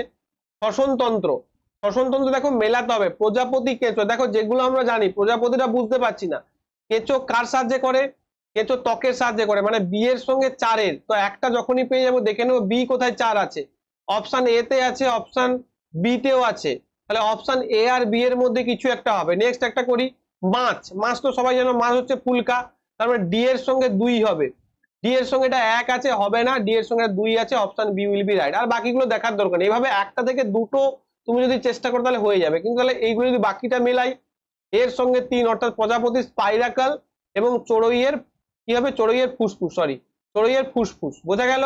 তাহলে মাছের হচ্ছে কি, মাছের হচ্ছে ফুলকা, অর্থাৎ এই যে অপশনটা এটা হয়ে যাবে তোমার সঠিক, কারণ এইগুলো ইন্ডিভিজুয়ালও প্রশ্ন পড়ে, আবার ছকও মেলাতে যায়। যেমন গমন অঙ্গ, এই গমন অঙ্গ থেকে প্রশ্ন আসে, বিভিন্ন প্রাণীর গমন অঙ্গ, কার ফ্ল্যাজেলা, কার সিউডোপোডিয়া, তারপর হচ্ছে তোমাদের শ্বসনতন্ত্র মানে শ্বসন অঙ্গ বা শ্বাস অঙ্গ যেটা, তারপর তোমাদের রেচন অঙ্গ, এখান থেকে এইগুলো কিন্তু রেডি করে যাবে পরীক্ষার আগে, এইগুলো থেকে কিন্তু প্রশ্ন আসে। এটা দেখো খুব দুর্ধর্ষ প্রশ্ন, এটা ভীষণ গুরুত্বপূর্ণ প্রশ্ন। কি বলছে, একটি দ্রবণের পিএইচ 3 যখন এর পিএইচ পরিবর্তন হয় 6 হয় তখন H+ আয়নের ঘনত্বের কি পরিবর্তন হয়? খুব গুরুত্বপূর্ণ প্রশ্ন এটা, অ্যাকচুয়ালি যারা না করে যাবে তাদের পারার কথা নয়। দেখো পিএইচ মানে আমরা কি জানি, পিএইচ মানে আমরা জানি যে -log(10H+। এবার দেখো যার পিএইচ 3, সেটা কি হয়ে যাবে সেটা আমরা বলতে পারি যে 10⁻³ আর যার পিএইচ 4 সেটা কি হয়ে যাবে 10⁻⁶H+। তাহলে 10⁻³ মানে কত, 10⁻³ মানে 1/1000, আর 10⁻6 মানে কত 1/1 2 3 4 5 6, অর্থাৎ 1/1 লাখ মতো, 10 লাখ। তো এর থেকে এটা কত কম, দেখো এর থেকে 1000 গুণ কম, তাই না, 1000 গুণ কম। এর থেকে এটা কত কম, এর থেকে এটা 10⁻³ গুণ কম, 10⁻³ থেকে 10⁻6 কত কম, 10⁻³ গুণ কম, তার মানে 1000 গুণ কম। অর্থাৎ যখনই তোমাদের এরকম 3 এবং 6 বা 3 4 দিয়ে দেবে তখন জাস্ট তোমরা কি করবে 10⁻³ 10⁻6, এদের গ্যাপটা কত না 10⁻³ 10⁻6 3 মানে কত 1/1000, অর্থাৎ 1000 গুণ কম। দিয়ে দিল মনে করে 10⁻⁴ 10⁻⁵, অর্থাৎ 4 আর 5, তাহলে 10⁻⁴ থেকে -5 এর মধ্যে গ্যাপ কত 10⁻⁻1, অর্থাৎ 10 গুণ কম। বোঝা গেল? তো এইভাবে তোমাদের আর কি করতে হবে বিষয়টা, ভেরি ইজি, জাস্ট তোমাদের ফরমেশনটা জানতে হবে, ম্যাথমেটিক্যাল ক্যালকুলেশন করার দরকার নেই, ফরমেশনটা জানলেই হবে। চলো নেক্সট অঙ্ক দেখো, বলছে 0.5 কিলোগ্রাম ওজনের একটি বল 4 মিটার পার সেকেন্ড বেগে চলমান, বস্তুটির গতিশক্তি কত হবে? ভাই প্রায় আধ ঘন্টা হলো আমি ক্লাসটা করাচ্ছি, একটা লাইক করে দিও, চ্যানেলটিকে সাবস্ক্রাইব করার। পেড ব্যাচে যদি জয়েন হতে চাও, পেড ব্যাচে প্রচুর কিছু রয়েছে, এনসিইআরটি রয়েছে, এমসিকিউ কম্পাইলেশন রয়েছে, তোমাদের আমি প্রায় 6 to 10 মান্থের মধ্যে ক্লাস কমপ্লিট করাবো। কম্বাইন্ড ব্যাচ রয়েছে, ম্যাথ জিআই সমস্ত কিছু রয়েছে এবং ভেরি লো ফিজ, অ্যাডমিশন নিতে পারো। প্রচুর ছেলে মেয়ে অ্যাডমিশন নিয়েছে, আগের বছর এনটিপিসি ট্রেন্ডস ম্যানেজার হয়েছে, তারপর গুড গার্ডস পেয়েছে, ক্লার্ক তোমার ক্লার্ক পেয়েছে, সিনিয়র ক্লার্ক পেয়েছে, খড়গপুরে পোস্টিং হয়েছে, চেন্নাইতে পোস্টিং হয়েছে, কলকাতাতে শিয়ালদাতে পোস্টিং হয়েছে। তোমরা যদি পেতে চাও কন্ট্যাক্ট করতে পারো।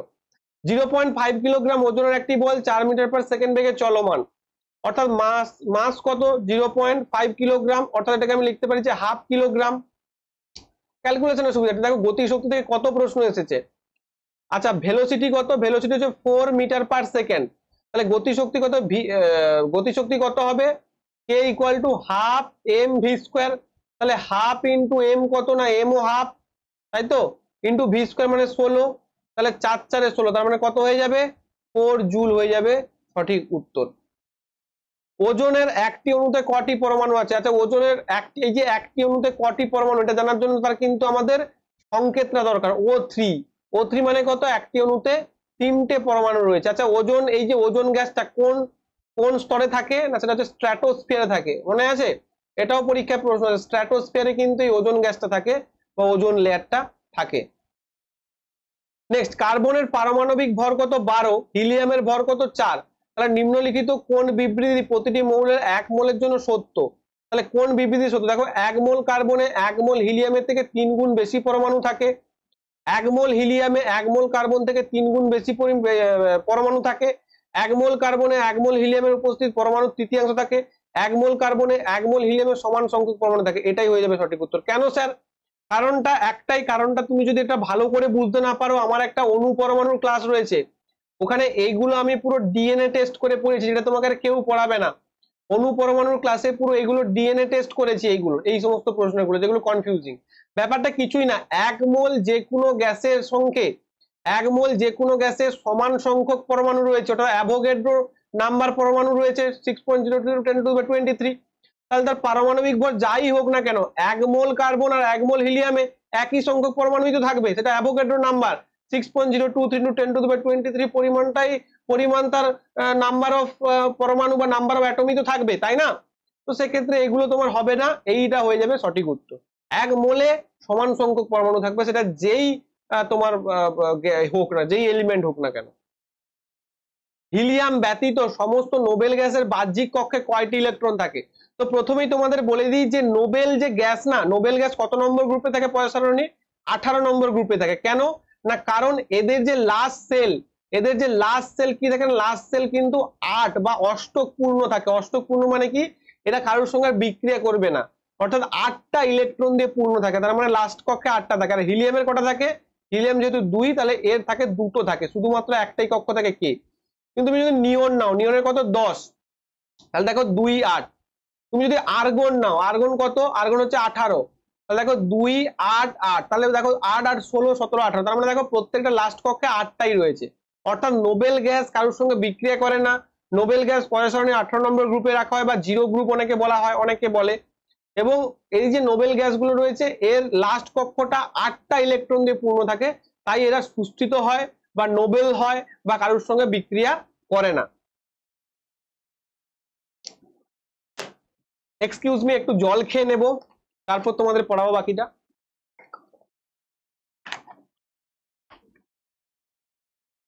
চলো নেক্সট, নিম্নলিখিত কোনটি ফুলের কেন্দ্রে থাকে? পাপড়ি, সেপালস, গর্ভপত্র। দেখো এই বাংলা প্রশ্নটা কিন্তু এখানে গর্ভপত্র বলে দিয়েছে। অ্যাকচুয়ালি দেখো ইংলিশ প্রশ্নে কার্পেল রেখেছে, বাংলাতে গর্ভপত্র। অ্যাকচুয়ালি গর্ভচক্র হবে, মানে গর্ভকেশর চক্র যেটাকে আমরা বলি। কার্পেলস মানে কি, একটা যদি ফুল এরকম হয়, সেই ফুলের এই দিক বরাবর গুলো কে থাকে, এই দিক বরাবর গুলো পুংকেশর থাকে। আর এই যে অংশটা, এই যে অংশটা এইখানটা কে থাকে, এইখানটা থাকে হচ্ছে তোমাদের যেটা হচ্ছে স্ত্রী স্তবক থাকে, স্ত্রী স্তবক। এবং এইখানটা এই যে স্ত্রী মানে কি বলবো, যে গর্ভচক্র বলা হয়, গর্ভকেশর চক্র বাংলা যেটাকে বলা হয়, কার্পেলস বলা হয়। কার্পেলস মানে কি, এটা মিডিয়ামে থাকে। অর্থাৎ তুমি যদি ছবিটা দেখো ভালো করে বুঝতে পারবে। এইটা একটা দেখো ফুল, এখানে থাকছে ওভারি, এখান থেকে স্টাইল। স্টাইল মানে কি, স্টাইল মানে স্ত্রীদণ্ড, যেটা স্টিগমা। স্টিগমা মানে যেটা হচ্ছে গর্ভ, মানে ওপরে যেটা সেটাকে স্টিগমা বলা হয়। এর বাংলা নামগুলো হচ্ছে এই যে গর্ভমুণ্ড, এখানে বাংলা নামগুলো দেওয়া আছে, এটা চাইলে বাংলা নাম দেখতে পারো, কিন্তু ইংলিশ নামগুলো অবশ্যই ইংলিশ নামগুলো মেনশন করে জেনে যেও। তো এই যে পুরোটাকে বলা হচ্ছে কার্পেল, তাহলে এই কার্পেলটাই তো মাঝখানে থাকে একটা ফুলে। দেখো এটাই তোমাকে অ্যান্সার চেয়েছে, কার্পেলটাই অ্যান্সার হয়ে যাবে। সেপালস মানে কি, সেপাল কোনগুলো, দেখো এই যে যেটাকে আমি বলছি যে মানে বৃত্তংশ যেটা, ওটাকেই সেপালস বলা যায়, বৃত্তংশকে সেপাল বলা হয়, ঠিক আছে। আর এই যে পাপড়ি যেগুলো হয় না, সেগুলো বলে পেটালস, পাপড়িকে বলে পেটালস। আর দেখো এই যে অ্যান্থার, অ্যান্থার মানে কি, অ্যান্থার মানে হচ্ছে পরাগধানী। দেখে নাও, ইংলিশ এবং বাংলা দুটোই বলে দিচ্ছি। অ্যান্থারকে বলা হচ্ছে পরাগধানী। আর ফিলামেন্ট মানে কি, পরাগদণ্ড। এটাকে বলে স্টেমেন, স্টেমেন মানে কি পুংকেশর চক্র, পুংকেশর। আর কার্পেল মানে হচ্ছে গর্ভকেশর চক্র। ওভারি মানে কি, ওভারি মানে হচ্ছে গর্ভাশয়। স্টাইল মানে কি, গর্ভদণ্ড। স্টিগমা মানে কি, গর্ভমুণ্ড। সেপাল মানে কি, বৃত্তাংশ। ঠিক আছে, তো এইটা হচ্ছে ব্যাপার। এই দেখো এগুলোকে আরো ভালো করে সুন্দর করে দেওয়া রয়েছে। এগুলো হচ্ছে তোমাদের মরফোলজি চ্যাপ্টারে রয়েছে, মরফোলজি, প্ল্যান্ট মরফোলজিতে কিন্তু এগুলো রয়েছে। তো সেখানে এগুলো তোমাদের পড়ানো হয়। নেক্সট, যে ধাতুটিকে ছুরি দিয়ে কাটা হয়, দেখো এটাকে কতবার তোমাদের আমি করিয়েছি, সেটা কি হবে, সোডিয়াম হবে। এর সম্পর্কে আর কিছু বলার দরকার নেই, শুধু একটাই কথা মনে রাখো, একে কেরোসিনের মধ্যে ডুবিয়ে রাখা হয়। ঠিক আছে, কেরোসিনে ডুবিয়ে রাখা হয়। নেক্সট, নিম্নলিখিত কোন সপুষ্পক উদ্ভিদে পাতার প্রান্ত বরাবর খাঁজে কুড়ি উৎপন্ন হয়? এটা কি হয়ে যাবে, ব্রায়োফাইলাম। এটা তোমরা দেখে নেবে, ব্রায়োফাইলাম হয়ে যাবে সঠিক উত্তর। প্রোপেন, দেখো এই যে প্রোপেন, প্রোপেন মানে কি, প্রোপেন মানে হচ্ছে 3টে কার্বন থাকবে, প্রোপেন মানে 3টে কার্বন থাকবে। মিথ মানে কি, মিথ মানে হচ্ছে একটা কার্বন থাকবে। ইথ মানে কি, ইথ মানে হচ্ছে 2টো কার্বন থাকবে। প্রোপ মানে কি, প্রোপ মানে হচ্ছে 3টে কার্বন থাকবে। তারপরে তো এন, ইন, আইন এগুলো আসবো, তাই না? আগে তো আমাকে প্রোপটা ঠিক করতে, প্রোপ মানে 3টে কার্বন থাকবে। এবার সিঙ্গেল বন্ড হলে এন, ডাবল বন্ড হলে ইন, ট্রিপল বন্ড হলে আইন, অ্যালকেন, অ্যালকিন, অ্যালকাইন এগুলো বসবে। এগুলো তোমাদের হচ্ছে কি বলবো, যে অর্গানিক কেমিস্ট্রিতে রয়েছে, অর্গানিক কেমিস্ট্রির মধ্যে পড়ছে এগুলো। বিউট হলে কি হবে, বিউট হলে হচ্ছে 4টে কার্বন হয়ে যাবে, 1 2 3 4। পেন্ট হলে কি হয়, 5টা কার্বন হয়। হেক্স হলে কি হয়, 6টা কার্বন হয়। এগুলো আমার ক্লাসে আমি ভালো করে বোঝাই, তো ভালো করে বুঝতে গেলে তো ক্লাসে জয়েন করতে হবে, 1 নম্বর কথা। 2 নম্বর কথা, ইউটিউবে করাবো, তার জন্য একটু ওয়েট করতে হবে। কিন্তু অপশন গুলো দেখো, CH4 একটা কার্বন তো হবেই না, C4H10 হবে না, C3H8 এইটা হয়ে যাবে সঠিক উত্তর। কারণ দেখো 3টে কার্বন রয়েছে, প্রোপ মানে 3টে কার্বন, তাহলে এইটা হয়ে যাবে সঠিক উত্তর। শক্তির এমন রূপ যা সাইকেল চালানোর ঘটনা, দেখো তাপ শক্তি, সাইকেল যখন তুমি প্যাডেল করো তখন খানিকটা তাপ উৎপন্ন হয় ঘর্ষণে, তাহলে এটাও হবে, যান্ত্রিক শক্তিও হবে, গতি শক্তি হবে, কারণ সাইকেল চালানোর সময় গতি উৎপন্ন হয়। কিন্তু রাসায়নিক শক্তি কি করে হবে, এটা হবে না, তার মানে এটাই হয়ে যাবে তোমার সঠিক। পরজীবী হিসাবে, পরজীবী হিসাবে নিম্নলিখিত কোন গাছপালা থেকে পুষ্টি লাভ করে? পরজীবী হিসাবে নিম্নলিখিত কোন গাছপালা, মানে কোনটি গাছপালা থেকে পুষ্টি লাভ করে? ম্যালেরিয়া, পাথরকুচি, উকুন, কুসকুটা। দেখো পরজীবী হিসেবে গাছ থেকে করছে, গাছ থেকে পরজীবী মানে প্যারাসাইট। আগের দিন তোমাকে বললাম না একটা জিনিস, স্যাপ্রোট্রফ। স্যাপ্রোট্রফ আর প্যারাসাইট দুটোর মধ্যে পার্থক্য কি জানো তো? প্যারাসাইট হচ্ছে লিভিং লিভিং জিনিস থেকে, মানে লিভিং একটা জিনিস বেঁচে আছে সেখান থেকে যখন ও পুষ্টি রসটা নিয়ে নিচ্ছে তখন তাকে বলে যে প্যারাসাইট, মানে ওকে মেরে ফেলতে পারে। ঠিক আছে, কিন্তু স্যাপ্রোট্রফ মানে মৃত জীবজন্তুর উপর জন্মাচ্ছে, যেমন ফাঙ্গাস। ফাঙ্গাসের কিছু ফাঙ্গাস প্যারাসাইটও রয়েছে, কিন্তু ম্যাক্সিমাম ফাঙ্গাস হচ্ছে স্যাপ্রোট্রফ। পরজীবী মানে হচ্ছে যারা লিভিং বিংস এর থেকে পুষ্টি রসটা সংগ্রহ করছে, ওটা নিজেরা পুষ্টি সম্পন্ন করতে পারে না। ম্যালেরিয়ার পরজীবী তো গাছপালা থেকে করবে না, এটা হবে না। পাথরকুচি তো হবেই না, দেখো অপশন এলিমিনেট করেও করতে পারবে। উকুন তো মানুষের পরজীবী, তো উকুনও হবে না, এটা তো প্রাণী। কুসকুটা, অ্যাকচুয়ালি কুসকুটা কি গাছ জানো? বললে এক্ষুনি চিনতে পারবে, স্বর্ণলতা। এই স্বর্ণলতা গাছ ছোটবেলায় পড়েছো, পরজীবী পুষ্টি সম্পন্ন করে। দ্যাট ইজ এই যে গাছটা, এইটা হচ্ছে কুসকুটা বলা হয়। মনে রেখে দাও, রেল ভীষণ বুদ্ধিমান, প্রশ্ন ঘুরিয়ে দিয়েছে, কিন্তু তোমরাও বুদ্ধিমান। কি বললাম? অপশন এলিমিনেশন করবে, অপশন এলিমিনেশন যুগ যুগ জিও। অপশন এলিমিনেশন যতক্ষণ না শিখতে পারবে ততক্ষণ কিন্তু এগুলো কিচ্ছু শিখতে পারবে না, ঠিক আছে? নিচের কোনটি একাধিক বিভাজনের দ্বারা পুনরুৎপাদন করে? কি হবে? কি হবে? ইস্ট, প্লাজমোডিয়াম, প্ল্যানেরিয়া নাকি রাইজোপাস? উত্তর হয়ে যাবে একাধিক বিভাজন, মানে কি হয়ে যাবে? প্লাজমোডিয়াম হয়ে যাবে তোমার সঠিক উত্তর। নেক্সট, যখন আলোক রশ্মি, দেখো এটাও আলো থেকে প্রশ্ন দিয়েছে, এটা যদিও পরের শিফট, 10 আগস্টের শিফট 1, ফার্স্ট শিফট 10 আগস্টের। আলো যখন কি হয়, ঘন মাধ্যম থেকে লঘু মাধ্যমে দিকে যায়, ঘন মাধ্যম, ঘন থেকে যখন লঘুর দিকে যাবে, এটা ঘন থেকে কি যাচ্ছে? লঘুর দিকে যাচ্ছে। তার মানে এইটা যদি নর্মাল হয় এখান থেকে দূরে সরে যাবে, অর্থাৎ এই দিক বরাবর যে আসলো এখান থেকে আরো, মানে ভালো করে একটু দেখাই তাহলে বুঝতে পারবে। দুটো জিনিস দেখাবো, দেখো এইটা হচ্ছে ঘন মাধ্যম আর এটা হচ্ছে লঘু মাধ্যম। তাহলে ঘন মাধ্যম থেকে যদি লঘু মাধ্যমের দিকে যায় তাহলে কি হবে? এইরকম ভাবে যাবে, মানে এখান থেকে আসবে আরো সরে যাবে। কেন? দেখো ঘন মাধ্যম যদি হয়, কারণ যদি ডেনসিটি, মাধ্যমটা যদি ডেনসিটি বেশি হয় তাহলে কি হবে? ওখান থেকে আলোটা কম স্পিডে যাবে, সেখান থেকে যখন লঘু মাধ্যমে আসছে তখন স্পিডটা কি হবে? স্বাভাবিকভাবে বেড়ে যাবে। তো স্পিড যদি বেড়ে যায় তাহলে ওটা এখান থেকে কি হবে? দূরে সরে যাবে, তাই না? কিন্তু যদি এটা হতো লঘু থেকে ঘনতে আসতো তখন কি হতো? এইভাবে আসতো, তখন স্পিডটা লো হয়ে যেত। অর্থাৎ লঘু থেকে যখন ঘনতে আসবে তখন আলোর স্পিডটা কি হয়ে যাবে? লো হয়ে যাবে। এই জন্য এইভাবে তারা এটার দিকে সরে যাবে। তার মানে কি অবিলম্বের দিকে এবং ধীর হয়ে যায়? না। অবিলম্ব থেকে দূরে এবং ধীরে ধীরে? না। অবিলম্বের দিকে এবং গতি বাড়ে? না। অবিলম্ব থেকে দূরে গতি বৃদ্ধি। কি বললাম?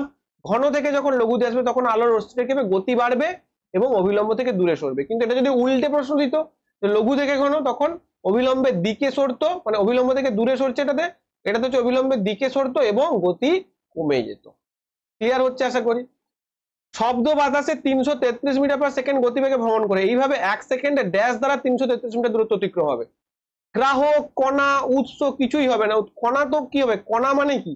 কোনো কিছু কণা কণা যখন ছুটে আলোর বেগে ছুটবে, কিন্তু শব্দের বেগে কে ছুটবে? ব্যাঘাত। অ্যাকচুয়ালি এটাকে ইংলিশে করলে হয় ডিস্টারবেন্স। ডিস্টারবেন্স মানে নয়েজ। নয়েজ তো সাউন্ডের বেগেই ছুটবে, তাহলে এখানে সঠিক উত্তর কি হয়ে যাবে? ডিস্টারবেন্সটাই তো শব্দের গতি বেগে ছুটবে, তাই না? তো সেক্ষেত্রে ডিস্টারবেন্সই হয়ে যাবে। উৎস কখনো যেতে পারবে, গ্রাহক কখনো ছুটতে পারবে, কণা তো আলোর বেগে ছুটবে, তাই না? তো সেক্ষেত্রে উত্তর হয়ে যাবে ডিস্টারবেন্স। আচ্ছা, যখন একটি সংকুচিত সিল্কি, সিল্কি দেখো এটাকে বলা হয় সিল্কি, মুক্তি পায়, এটি স্থিতিশক্তিকে কোন শক্তি রূপান্তরিত করে? অবশ্যই কি স্থিতিশক্তি থেকে একটাই রূপান্তরিত হয়, গতি স্থিতিতে, স্থিতি গতিতে। এটা তো ভেরি ইজি প্রশ্ন, উত্তর হয়ে যাবে, না দেখেই বলবে গতিশক্তি। খাদ্য উপাদানকে অক্সিডেজ হওয়ার থেকে বিরত রাখতে নিম্নলিখিত কোন গ্যাস ব্যবহার করে? আচ্ছা, ব্যাপারটা কি? অক্সিডেজ মানে কি আগের দিন পড়েছিলাম, কি বলা হয়? র্যানসিডিটি, যেটাকে বলা হয় র্যানসিডিটি। র্যানসিড গন্ধ হয়ে যায়, কেন হয় না? কারণ চর্বিযুক্ত খাবারকে তুমি যদি খোলা অবস্থা রেখে দাও সেটা অক্সিডেটিভ রিয়াকশন হয়। অক্সিডেটিভ রিয়াকশন হয়, অর্থাৎ জারণ হয়। জারণ হয় মানে কি? মানে ওর মধ্যে অক্সিজেন যুক্ত হয়ে যায় এবং ওটা র্যানসিড হয়ে যায়, হাইড্রোলিসিস হয়ে যায়, মানে গন্ধ হয়। আগের দিন এটাই আমি পড়েছিলাম, বলেছিলাম যে জারণ হয়ে যাওয়ার জন্য র্যানসিডিটি হয়। কারণ র্যানসিডিটি কেন হয় বা কোন বিক্রিয়ার কারণে হয়? জারণের ফলে হয়। কারণ এটার থেকে মুক্তি পাওয়ার জন্য কি করা হয়? মুক্তি পাওয়ার জন্য নাইট্রোজেন ভর্তি করা হয়। এটা থেকে আরো একটা প্রশ্ন আসতে পারে, কি প্রশ্ন? চিপসের প্যাকেটে কোন গ্যাস ভরা থাকে? কুরকুরের প্যাকেটে কোন গ্যাস ভরা থাকে? ঠিক আছে, কেন ভরা থাকে না? নাইট্রোজেন ভরা থাকে। বাল্বে কোন গ্যাস ভরা থাকে? নাইট্রোজেন ভরা থাকে। সেটাও কেন? যাতে না জারণ হতে পারে। তাহলে যেখানে যেখানে জারণ রোধ করা দরকার, সেটা টেস্টের জন্য হোক, সেটা বিক্রিয়ার জন্য হোক, সেখানে সেখানে কিন্তু এই নাইট্রোজেন গ্যাসটা ভরে দেওয়া হয়। এই যে আগেকার দিনে যে ইলেকট্রিক বাল্ব গুলো হতো, যেগুলো একটু লালচে লালচে টাইপের, ওখানেও কিন্তু এই নাইট্রোজেনটাকে ভরে দেওয়া হতো। নেক্সট, রাসায়নিক বৈশিষ্ট্যগুলির মধ্যে মেন্ডেলিভ ড্যাশ উপাদানগুলি দ্বারা গঠিত যৌগগুলিতে মনোনিবেশ করেছিলেন। অর্থাৎ মেন্ডেলিভ কোন বিষয়গুলো, এটা যে মেন্ডেলিভ মানে এটাও তোমাদের হচ্ছে কি বলবো যে বংশগতি চ্যাপ্টার থেকে নেওয়া হয়েছে। মেন্ডেলিভ যদি তুমি দেখো তাহলে দেখতে পাবে ওখানে বলা রয়েছে হাইড্রোজেন এবং অক্সিজেন সমন্বয়ে কিন্তু তিনি মনোনিবেশ করেছিলেন। একজন স্বাভাবিক মানুষের দেহে কয়টি সেক্স ক্রোমোজোম থাকে, ভালো করে বুঝে নাও। সেক্স ক্রোমোজোম বলে তাহলে কটা হবে না, দুটো সেক্স ক্রোমোজোম থাকে। টোটাল ক্রোমোজোম কটা, টোটাল 46টা ক্রোমোজোম থাকে, অর্থাৎ টোটাল 23 জোড়া ক্রোমোজোম থাকে। যদি আমি মেলেদের দেহে বলি, মেলেদের দেহে এবং বুঝে নাও ক্রোমোজোমের ফান্ডাটা। ফিমেলের দেহে, মেলেদের দেহে কটা থাকবে না, মেলেদের থাকে 22 জোড়া, অর্থাৎ 44টা ইন্টু এক্স ওয়াই থাকবে, অর্থাৎ 44 প্লাস এক্স ওয়াই। 44টা কি, 44টা হচ্ছে অটোজোম। অটোজোম থাকবে। এই অটোজোম গুলোর কাজ কি না, এটা দেহের যে বস্তু, নাকটা বোচা, হাতটা কালো, হাতটা বাঁকা, মুখটা বাবার মতো দেখতে, এই যে দৈহিক বৈশিষ্ট্য সেটা হচ্ছে অটোজোম করে। সেটা কটা না, 44টা অটোজোম প্লাস এক্স ওয়াই প্রকার সেক্স ক্রোমোজোম, সেটা মেলেদের দিয়ে থাকে। আর ফিমেলদের দিয়ে থাকবে 44টা অটোজোম, দুজনেরই কমন, কিন্তু এর থাকবে এক্স এক্স প্রকার কিন্তু সেক্স ক্রোমোজোম। দেখো এরও কটা হলো, 44, 45, 46, এরও 46 হলো, এরও 46 হলো। কিন্তু এই প্রশ্নে যদি তোমাকে ঘুরিয়ে করে যে মেল গ্যামেটে কটা ক্রোমোজোম থাকবে, দেখো গ্যামেট মানে কি, গ্যামেট মানে আমরা জানি যে 2n সংখ্যক ক্রোমোজোমটা n সংখ্যক হয়ে যায়, অর্থাৎ গ্যামেটে থাকবে 22 প্লাস x, বোঝা গেল? অর্থাৎ 22 প্লাস এক্স ওয়াই মানে কি, মানে হাফ হয়ে যাবে, অর্থাৎ 22 জোড়া থাকবে ক্রোমোজোম। ঠিক আছে, 46 রয়েছে, তার মানে সরি 23টা ক্রোমোজোম থাকবে, 23টা ক্রোমোজোম থাকবে। ঠিক আছে, বোঝা গেছে? ক্লিয়ার? 23টা ক্রোমোজোম কিন্তু গ্যামেটের মধ্যে থাকবে, কারণ হাফ হয়ে যাবে। 46টা যদি এখানে থাকে, ওখানে কটা থাকবে, 23টা থাকবে।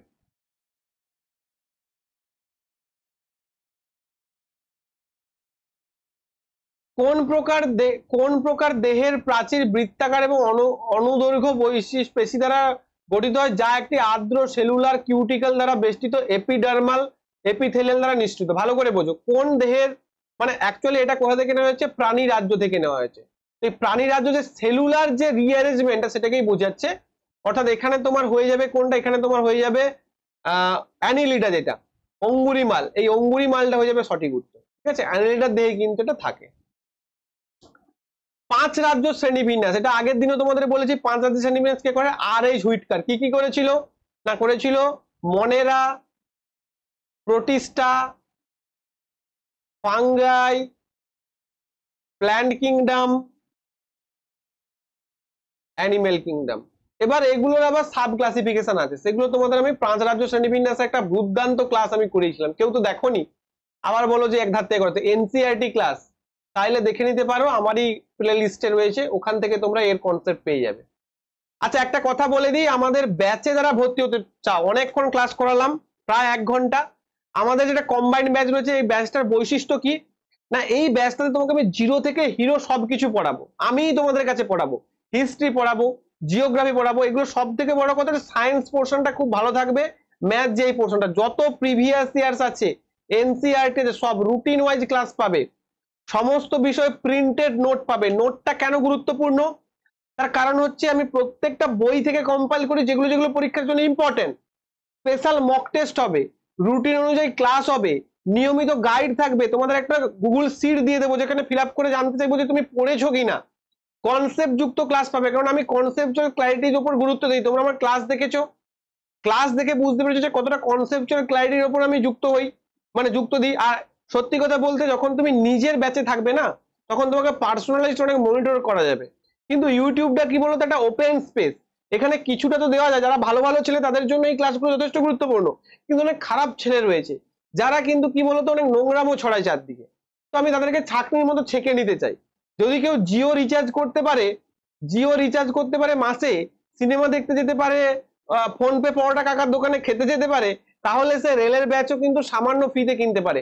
তোমাকে আমার ব্যাচে ভর্তি হবে এমন কোনো কথা নেই, তুমি যার ক্লাস লাগে তার ক্লাসে ভর্তি হও, কিন্তু বাবা বেকার জীবনটা খুব টাফ। তার জন্য এত বছর ধরে তুমি পড়াশোনা করেছো, তুমি ক্লাস 1, ক্লাস 2, ক্লাস 3 পরে 12 বছর, তারপর গ্রাজুয়েশন, এতদিন ধরে পড়াশোনা করেছো, আর এত কিছু যেখানে তোমার ফিউচার নির্ভর করছে, আগামী 40 বছর নির্ভর করছে বা আগামী 30 বছর নির্ভর করছে, তার জন্য তুমি 2-3টে বছর খরচা করতে পারবে না? অবশ্যই পারবে। তুমি ভাবো তো, তুমি মাধ্যমিক, উচ্চ মাধ্যমিক, 11-12 কত টাকা খরচা করেছো, লক্ষ লক্ষ টাকা খরচা করেছো। আর তুমি যেখানে তোমার লাস্ট ক্যারিয়ার, যেটা তোমার অপরচুনিটি, সেখানে তোমার 1000 টাকা 500 টাকা খরচা করতে এত বাজছে বাবা। আমার কাছে ভর্তি হতে হবে কোনো কথা নেই, যেখানে খুশি ভর্তি হোক, কিন্তু নিজে একটা যে কোনো কোর্স এনরোল করে পড়াশোনা করতে থাকো। তো এই ছিল আজকের ক্লাস। আজকের কিছু নেই, আবার ক্লাস হবে। তোমাদের শুধু একটাই রিকোয়েস্ট, ক্লাসটিকে ভালো লাগলে লাইক করো, কমেন্ট করো এবং শেয়ার করো এবং বন্ধুদের মধ্যে ছড়িয়ে দাও, যাতে আমি আরো এরকম ক্লাস নিয়ে আসতে পারি। আর যারা আমার ব্যাচে ভর্তি হবে এই নাম্বারে কন্ট্যাক্ট করে নাও, কারণ আমি কিন্তু ব্যাচটা এবার ক্লোজ করে দেবো। এপ্রিলের ব্যাচ, এপ্রিল মাস চলে গেলে ব্যাচটা ক্লোজ হয়ে যাবে, আবার হয়তো পরে আসবে। কারণ দেখো, রেলওয়ে তো এক্সাম গুলো তাড়াতাড়ি হবে, তো এর পরে যখন ব্যাচ করবো তখন তো আর এভাবে আমি পড়াতে পারবো না, তাই না? কারণ আমি তো গাইড নিয়ে পড়াই। তো সেক্ষেত্রে আবার কবে ব্যাচ আমি বলতে পারছি না। এই ব্যাচে যারা অ্যাডমিশন নিতে চাও তারা নিচের নাম্বারে ফোন করতে পারো। সবাই খুব ভালো থেকো। অবশ্যই তোমার গুরুত্বপূর্ণ মতামত কমেন্ট বক্সে জানিও।